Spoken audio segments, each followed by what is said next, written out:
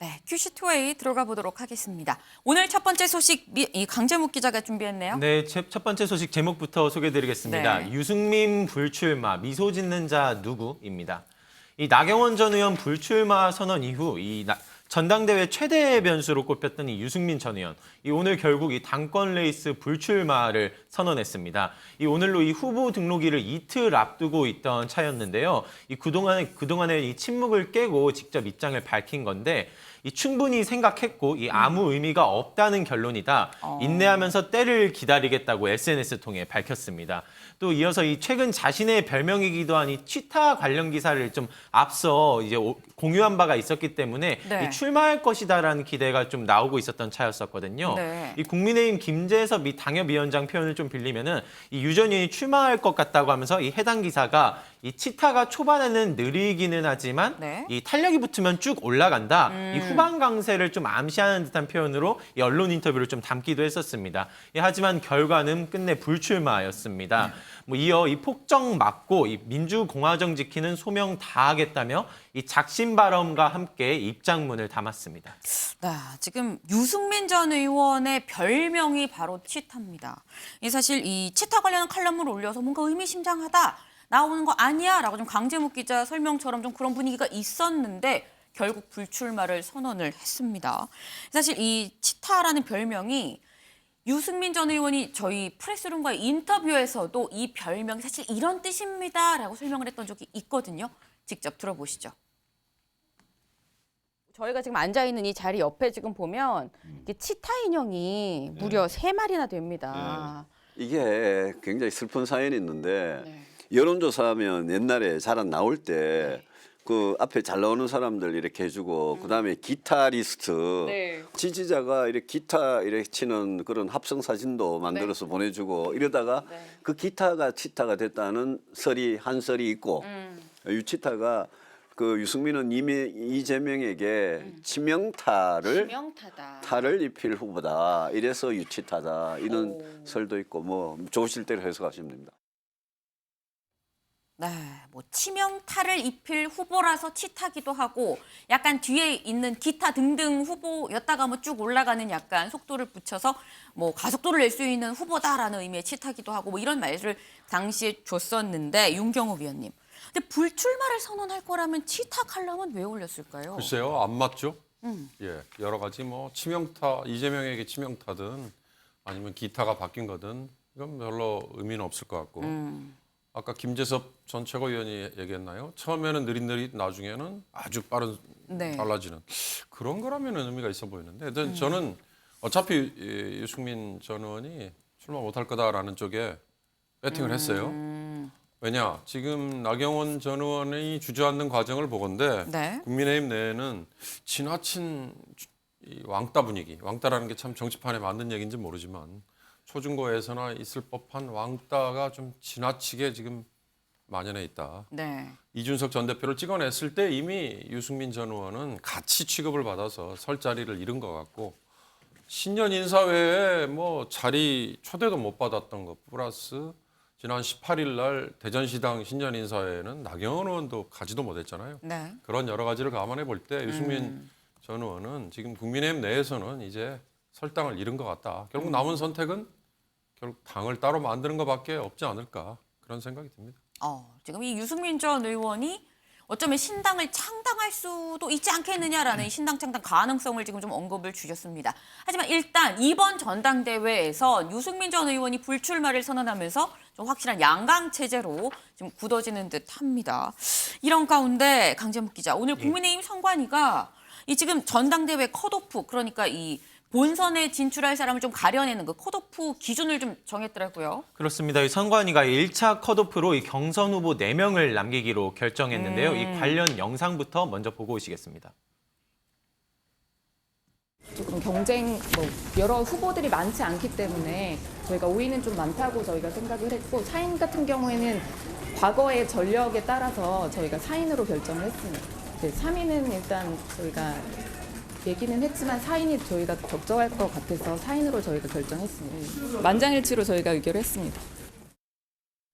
네, 현재까지 전당대회 출마를 공식 선언한 후보자는 6명입니다. 이 중에서 4명이 경선 경선으로 이제 본선에 가게 되는 건데 네. 이 최근 여론조사를 보면 이 양강구도의 김기현, 이 안철수 의원 외로 네. 이 황교안 전 대표도 이 포함될 것이 높이 점쳐지고 있는 상황입니다. 네. 근데 본선 진출도 진출이지만 최근 여론조사에서 눈에 띄는 점이 있는데요. 네. 바로 안철수 후보에 대한 지지율이 급상승한 점입니다. 네. 오차범위 내이긴 하지만 안철수 후보가 처음으로 1위를 차지했는데요. 김기현 의원은 일시적인 현상일 뿐이다라고 견제에 나섰는데 네. 직접 듣고 오시죠.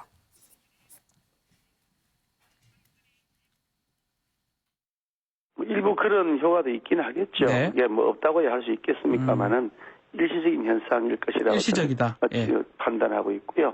수도권에서도 저 김기현에 대한 지지가 압도적이라는 것을 이번 발대식에서도 느낄 수가 있었고요.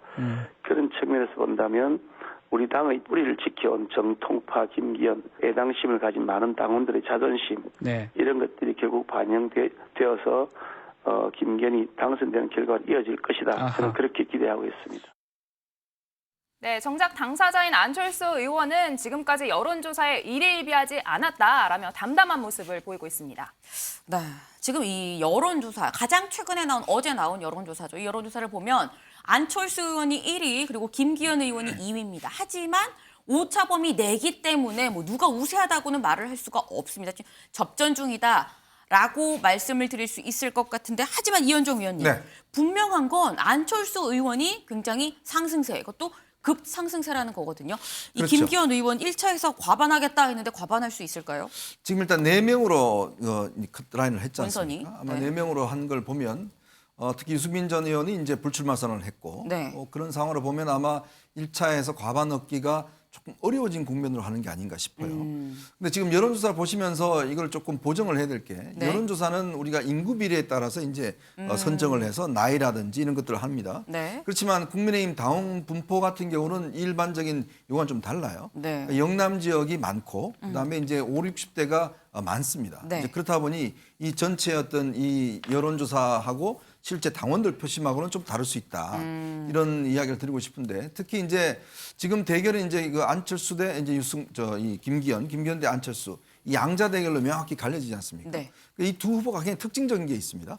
뭐냐면 안철수 후보는 일단 대권 주자잖아요. 네. 근데 김기현 후보는 당을 관리할 당권 주자란 말이에요. 그러니까 이 두 가지 어떤 차별성을 두고 과연 당원들이 어떤 선택을 할 것인가. 즉 자기 당 대표를 자기 대선 후보를 선정할 것인지 아니면 당을 관리할 사람을 선정할 것인지 이 선택에 어떤 갈림길이 있는 게 아닌가. 근데 그런 사실 생각이 이 유승민 전 의원이 오늘 불출마를 선언을 했습니다만 일각에서는 사실 선언 전에 유승민 전 의원이 좀 나왔으면 하는 게 친윤계의 진짜 속마음이다 뭐 이런 얘기도 나왔었거든요. 그러니까 왜냐하면 표 분산 때문에 그런 거죠. 지금 표를 예를 들어서 안철수 의원한테 가 있는 표가 나경원 의원 쪽에 있는 표가 꽤 많이 가져갔지 않습니까? 네. 마찬가지로 그럼 유승민 의원이 나오면 그쪽에 있는 어떤 면에서 반윤 개념이라든지 좀 그런 어떤 당원들 같은 경우는 충분히 유승민 의원 쪽을 가져가 버리면 그럼 1차에서 이 김기현 의원 후보가 과반할 수 있는 가능성이 생겼는데 네. 지금 불출마함으로 인해서 이제 그 표가 사실상 안철수 의원 쪽으로 좀 결집하는 거 아닌가? 네. 뭐 이런 이제 전망들이 있기 때문에 이제 그런 분석이 나오는 것 같습니다. 그렇군요. 근데 지금 저희가 김기현, 안철수 이 양강 두 사람만 얘기를 했습니다만 오늘 선관위가 얘기한 게 예비 경선에서 본선에 4명까지만 올리겠다라고 얘기를 했습니다. 그럼 이 4명 김기현, 안철수 그리고 나머지 두 사람일 텐데 지금 이 각종 여론조사를 좀 보게 되면 1위, 2위는 뭐 안철수, 김기현, 안철수 있습니다만 지금 3위는 윤경호 위원님, 황교안 전 대표가 거의 공통적으로 지금 이 3위를 차지하고 있습니다. 황교안 전 대표가 결선에 올라가고 그리고 그래서 1차에서 과반이 안 나와서 결선을 간다고 하면 그러면은 이건 누구한테 좋은 걸까요? 글쎄요. 친윤이냐 아니면 뭐 약간 비판적인 윤, 네. 뭐 안철수. 그러나 예단하기는 쉽지 않아요. 황교안 전 대표 떠올리면 2019년에 지방선거 패배 이후에 네. 정치 입문하자마자 너무 쉽게 사실은 당대표 됐잖아요. 근데 그때 흔히 말하는 태극기 부대 아니면 극우에 가까울 정도의 보수 세력 지나치게 경도됐잖아요. 그리고 2020년 총선에서 상당히 된서리를 맞았어요. 네. 이제 그 이미지를 과연 계속 유지하는 게 이번 득표에 도움이 될까 안 될까 이게 관건일 것 같고 그런 정도의 지지 세력이 그대로 고정이 돼 있다면 네. 이건 결선 투표에 가도 친윤 뭐 김기현으로 갈지 아니면 비판적인 윤 안철수로 갈지 예단하기는 쉽지 않아요. 저는 오히려 4명으로 이렇게 좁힌다 이 뉴스를 보고 네. 아 조경태, 윤상현 둘 중에 한 사람은 상당히 치명타를 입겠다. 더군다나 중진 현역 의원인데 네. 4위 안에도 못 들어가면 이번 대표 출마해서 오히려 본전도 못 찾는 사람이 둘 중에 한 사람이 될 수도 있겠다. 네. 그게 오히려 더 재밌어 보인다. 이런 얘기하고 싶네요. 또 다른 관전 포인트를 지금 짚어주셨습니다. 그럼 과연 4인에 못 드는 나머지 2명은 얼마나 또 치명타를 입겠느냐라는 말씀을 또 지금 주셨는데 지금 일단 뭐 말씀 중에 나왔습니다만 김기현이 될지 안철수가 될지 지금 현재로서는 안개 속이다 모르겠다 말씀을 주셨는데 이런 가운데 민지숙 기자, 네. 친윤계에서는 안철수 의원에 대해서 약간 또 공세를 좀 서서히 좀 확대하는 것 같기도 합니다. 그렇습니다. 지금 안 대표가 지지율 상승세를 타면서 김기현을 비롯한 이 친윤계에서는 네. 뭐 대선을 생각하면 아무래도 자기 편을 심고 싶은 욕구가 생기는 만큼 이 당 대선 주자로 나오려면 당대표 선거에 나오면 안 된다. 이런 것에 대한 이야기를 계속 하고 있습니다. 앞서 윤석열 대통령도 이런 여권의 우려, 문제의식에 대해 공감한다. 이런 이야기가 전해지기도 했는데요. 또 안철수 의원이 윤석열 당시 대선 후보와 이 단일화를 하는 과정에서 불협화음이 적지 않았다. 실제로 당권을 잡게 되면 대통령실과 순탄치 않을 것이다. 라며 이 안 의원은 조금 어렵다, 안 된다라는 시그널을 계속해서 보내고 있습니다. 여기에 홍준표 대구시장도 가세했는데요. 이 당이 미래 권력에 넘어가서는 안 된다며 이 안 의원을 겨냥하는 듯한 발언이 있었습니다. 이 현 정부의 성공을 위해서는 이 대통령 중심 체계가 잡혀야 한다며 이 윤심을 표방하는 김기현 의원을 이 사실상 지지하는 듯한 발언이 있었거든요. 네. 이 지난 2007년 이 이명박 정부 당시 사례를 근거로 들었는데 네. 이 당시 당대표였던 이 박근혜 전 대통령과 이 갈등을 사례로 들었거든요. 여기에는 이 안 의원이 직접 반박에 나섰습니다. 듣고 오시겠습니다. 아마도 홍 시장님께서 말씀하신 건 계파 정치의 폐해에 대해서 말씀하신 것 같습니다. 그 당시에 이제 박근혜 대표를 따르는 분들이 많이 계셨지 않습니까? 근데 아시다시피 저는 계파가 없습니다. 그래서 전혀 경우가 다르고요. 지금은 대통령 임기 초반이고 그리고 또 대선이 3년이나 남은 기간에 총선이 치러집니다. 그러니까 그 전혀 다른 경우이기 때문에 그걸 직접 대입한다는 건 옳지 않습니다.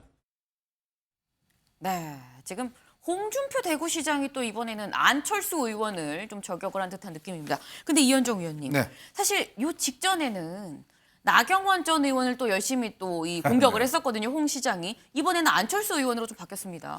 그러니까 홍 시장의 어떤 그 앞으로의 대권 플랜이 좀 보인다 이런 생각이 듭니다. 왜냐하면 어차피 차기 대권 같은 경우는 윤 대통령의 지지 또 윤 대통령을 지지하는 그룹 여기 어떤 지지를 받지 않으면 어렵다고 판단하는 것 같거든요.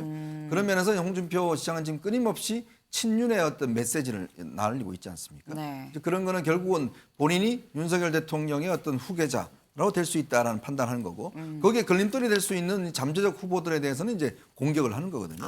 이게 당 대표가 되면 이제 공천권이 가지게 되지 않습니까? 그쵸. 그러면 다음 내년 총선에 뭐 안철수 후보 같은 경우는 이제 본인이 당 대표 될 경우에 개파가 없다라고 이야기를 하는데 물론 뭐 현재 안철수 후보는 사실은 지원하는 의원이 한 명도 없습니다. 공개적으로. 뭐 그만큼 기반은 없긴 하지만 그러나 다음 총선의 어떤 공천 시즌에서 본인의 세력을 형성할 수 있는 가능성이 있다는 거죠. 이제 그 부분들을 이제 견제하기 위한 홍 시장의 견제구가 아닌가 그렇게 해석되어집니다. 잠재적 경쟁자에 대한 홍 시장의 견제구일 수 있다라는 평을 주셨습니다.